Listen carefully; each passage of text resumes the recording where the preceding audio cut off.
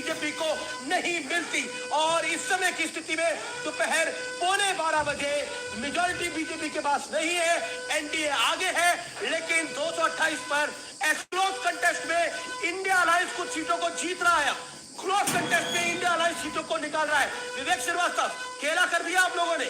मैं आपको पिछले 1 महीने से कह रहा हूं, जिस तरीके से हम लोग हैं, मैं अश्योर कर रहा हूं आपको, ऑन रिकॉर्ड कह रहा हूं, इंडिया अलायंस की गवर्नमेंट आ रही है।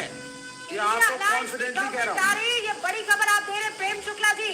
आपने सुना अमीश ये कह रहे हैं कि केसी वेणुगोपाल निकल चुके हैं बातचीत करने के लिए तमाम उन दूसरे घटक दलों से जो आपके साथ हुआ करते थे। हो सकता है आपका साथ छोड़ने के लिए उनको बड़े बड़े ऑफर दिए जाए, तो स्थिति कहीं भी जा सकती है, कैसी भी बन सकती है। देखिए आप 222 से 230 तक इंडिया अलायंस पहुंच गया है। उनको प्रयास करना चाहिए, नंबर कम हो रहा है। आदरणीय मोदी जी केसी त्यागी साहब, हमें पूरा विश्वास है आप लोगों के संपर्क में प्रधानमंत्री प्रेम शुक्ला कह रहे हैं मोदी जी ही प्रधानमंत्री बनेंगे, आपके संपर्क में कांग्रेस।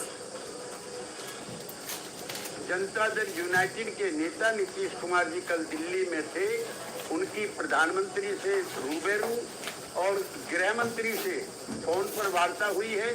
उसके बाद हम भी उनसे कल की बात आप बता रहे हैं, ये अभी की बात हम बता रहे हैं, हमारे सूत्र अभी की बात बता रहे हैं। बड़ी खबर, अमित शाह गांधीनगर से चुनाव जीत गए हैं, अमित शाह की विक्ट्री हुई है, अमित शाह के ने बड़े मार्जिन से अपनी सीट को जीत लिया है। अनिल बलूनी अपनी सीट पर आगे चल रहे हैं, त्रिवेंद्र सिंह रावत आगे चल रहे हैं, पीयूष गोयल आगे चल रहे हैं, अनुराग ठाकुर आगे चल रहे हैं, और इंडिया अलायंस का नंबर बढ़ता हुआ 230 की तरफ जाता हुआ और एनडीए का नंबर 294 की तरफ आता हुआ। लेकिन अभी भी एनडीए को बड़ी बढ़त है, लेकिन इतनी बढ़त नहीं है जितनी की उम्मीद थी। नगीना में चंद्रशेखर रावण अपनी सीट को जीतते हुए दिखाई दे रहे हैं। तो ये वो सारे बड़े चेहरे हैं, लेकिन केसी त्यागी साहब, मैं सच वो इसलिए क्योंकि त्यागी साहब को भी नहीं पता होगा। आपकी जो पार्टी है वो अभी जो कह रही है, अगले घंटे वो कहेगी कि नहीं कहेगी, वो आपको भी शायद ना पता। रूबिका जी और रमेश जी, मैं दोनों से कहना चाहता हूँ, और ये मेरा काउंटर क्वेश्चन है, एक पार्टी बताइए जिसने अपने अलाई ना बदले हो। कांग्रेस बदलने का ग्राउंड पे आ रहे हैं क्या? शिवसेना है? इसका मतलब आप मान रहे हैं ना क्या कि कल को हालात कुछ भी हो सकते हैं? नहीं, मैं नहीं मान रहा हूँ। आप कोई भी नतीजा निकालने के लिए स्वतंत्र हैं, जो इतने दिन से आप निकाल रहे हैं। हमारा गठबंधन अटूट है, हम एनडीए में हैं और श्री नरेंद्र मोदी अगले प्रधानमंत्री बनेंगे। ओके केसी त्यागी साहब, 543 सीटों के रुझान आ चुके हैं। एनडीए इस वक्त 293 पर है, इंडिया गठबंधन 230 पर है, अन्य के खाते में 20 सीटें इस वक्त आती हुई दिख रही है।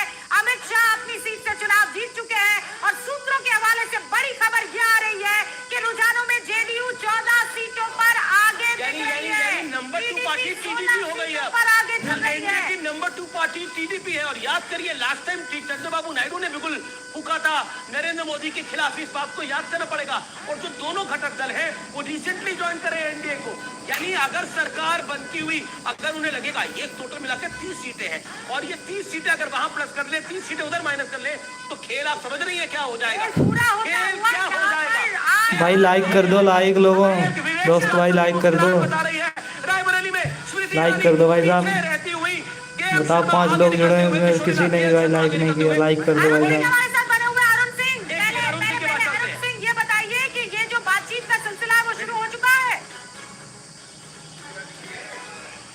देखिए, पार्टी ने तय किया है कि तेलुगु देशम पार्टी टीडीपी और नीतीश कुमार दोनों के पास लगभग 15-15 सीटें आने का अनुमान है, और कांग्रेस पार्टी ने तय किया है कि दोनों से बातचीत की जाएगी। ये सिद्धांत रूप से पार्टी के अंदर सहमति बनी है, क्योंकि पार्टी से जब पूछा गया कि ये उनके साथ गठबंधन में है, बीजेपी के साथ चुनाव लड़ रहे हैं, उन्होंने कहा कि नीतीश कुमार भी बीजेपी के साथ लड़े थे, उसके बाद हमारे साथ आ गए थे।